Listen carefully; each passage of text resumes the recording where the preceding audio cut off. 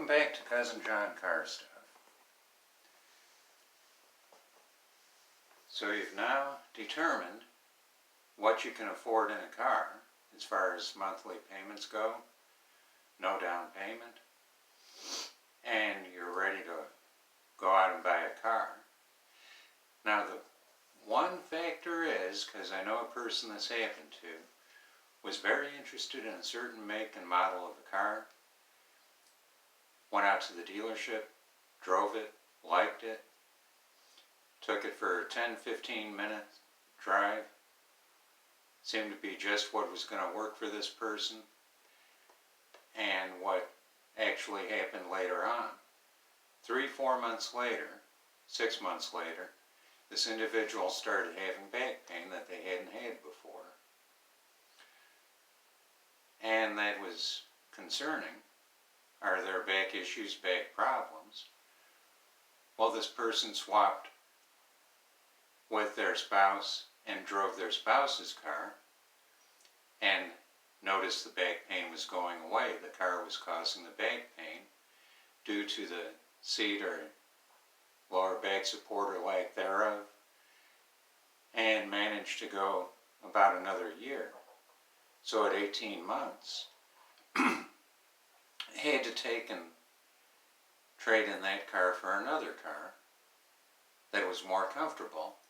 So once you see, gee, I've heard so much about this one, etc., etc., etc., go ahead and find some place to rent one for a weekend, at a minimum a weekend. And if it's no mileage limit, drive it anywhere and everywhere to where you work and back from work, over if you have bumpy roads, roads with potholes, and evaluate it.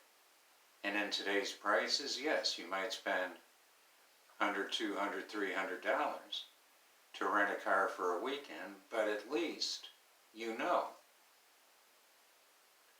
will it meet your needs? In this other case, it was to be a long-term car, keep it several years, and it didn't work out. Consider too, with today's prices, you're spending $25,000, $30,000, $35,000 or more on a car.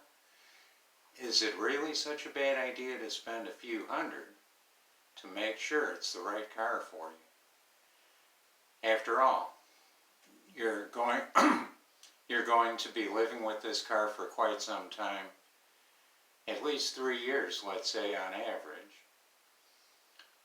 And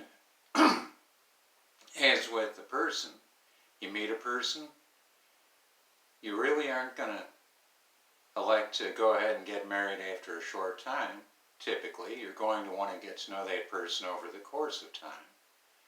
Same thing with the car. Get to know a car over the course of a weekend. Drive it wherever you go, drive it every chance you get, even if it's just out driving to drive it. Make sure the controls, everything is manageable where you like it, and so forth. And then you know you'll be in decent shape, at least for the long term, with that vehicle.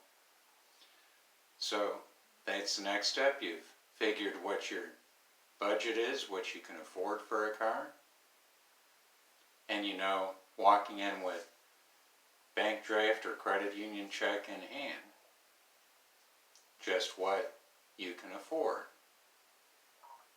So hopefully this helped you out.